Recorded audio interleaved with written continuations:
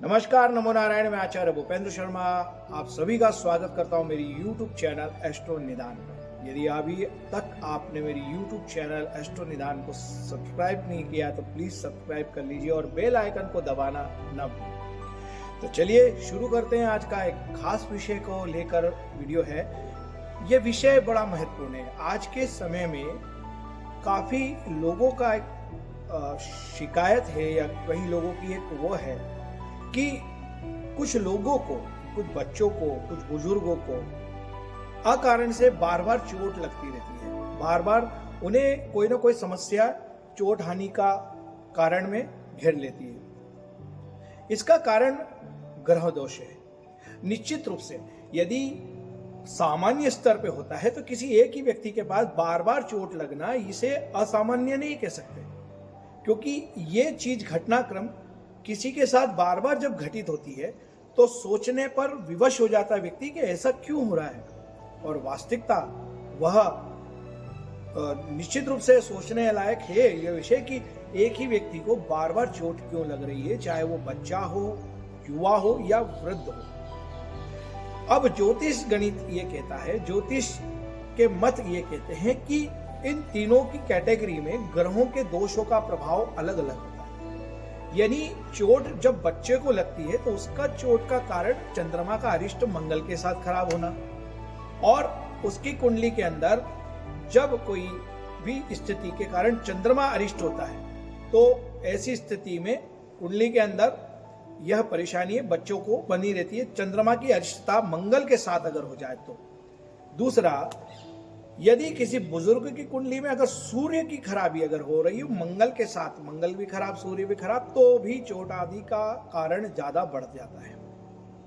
एक और मत है, मंगल युवावस्थाओं के लिए केवल मंगल ही खराब और साथ साथ में अन्य ग्रह भी जैसे सूर्य चंद्रमा भी अगर खराब हो जाए, लेकिन केवल मंगल की अरिष्टता, मंगल की खराबी कई बार बार चोट हानि का नुकसान देता है। मंगल जब उत्तंडित या मंगल जब नाराज होता है कुंडली के अंदर तो बार बार चोट हानि एक्सीडेंट के योग बनाता है और वह इंसान को शरीर पर चोट के निशान, अंग भंग योग स्थिति, रक्त प्रवाह आदि की समस्या बना देता है। और ये कारण होता है कि जन्म पत्रिका में अब हर किसी के व्यक्ति के पास में सहज नहीं होता कि वो जाए ज्योतिष के पास और ज्योतिष से कहे कि भाई मेरी पत्रिका देखो, मुझे चोट क्यों लग रही है। कुछ लोग मानते हैं, कुछ नहीं मानते, लेकिन मेरा अपना मत है कि वो माने या ना माने, लेकिन कहीं ना कहीं कुछ ग्रह दोष तो है जिसे हमें समय पर ठीक कर लेना चाहिए। यदि समय पर ठीक नहीं किया तो परिणाम क्या होगा? बार बार आपको ही कष्ट भोगना पड़ेगा, उस जातक को कष्ट भोगना पड़ेगा जिसके बार बार चोट हानि का योग बन रहा है, या फिर उस माता पिता परिवार के अन्य लोगों को जिसके बच्चे या बुजुर्ग बार बार चोट हानि का शिकार हो रहे हैं। तो कुल मिला के बात यही आती है कि ग्रह दोष है और ग्रह दोष का निवारण करना चाहिए। अब मैंने अभी आपको बताया कि बच्चे अगर होते हैं तो चंद्रमा अरिष्ट मंगल के साथ, और अगर बुजुर्ग हैं तो सूर्य मंगल के साथ अरिष्ट होना, ये दोनों परिणाम चोट हानि के स्थितियां बनाती हैं। अब ऐसी स्थिति में उपाय क्या करें, ये बहुत महत्वपूर्ण बात है, क्योंकि मैं मुद्दे पे आता हूं कि अब उपाय क्या किया जाए। तो उपाय ये है कि जिन बच्चों को बार बार चोट हानि के योग बनते हैं, बार बार उन बच्चों को नुकसान होता है, तो ऐसे व्यक्ति के, ऐसे लोगों को, अपने पुत्र संतान आदि को के लिए चंद्रमा को बल देना चाहिए। चंद्रमा को बल देने का मतलब है कि मोती धारण कराना चाहिए। मोती बच्चे के तकिए में या फिर घर के अंदर कहीं मोती गंगा जल के अंदर डाल के घर में रखना चाहिए, जिससे बार बार चोट आने का स्थान का स्थिति ना बने। दूसरा, शहद और गुड़ का दान बच्चे के द्वारा हनुमान जी के मंदिर में करा देना चाहिए या शिव मंदिर में करा देना चाहिए, बहुत अच्छा लाभ मिलेगा।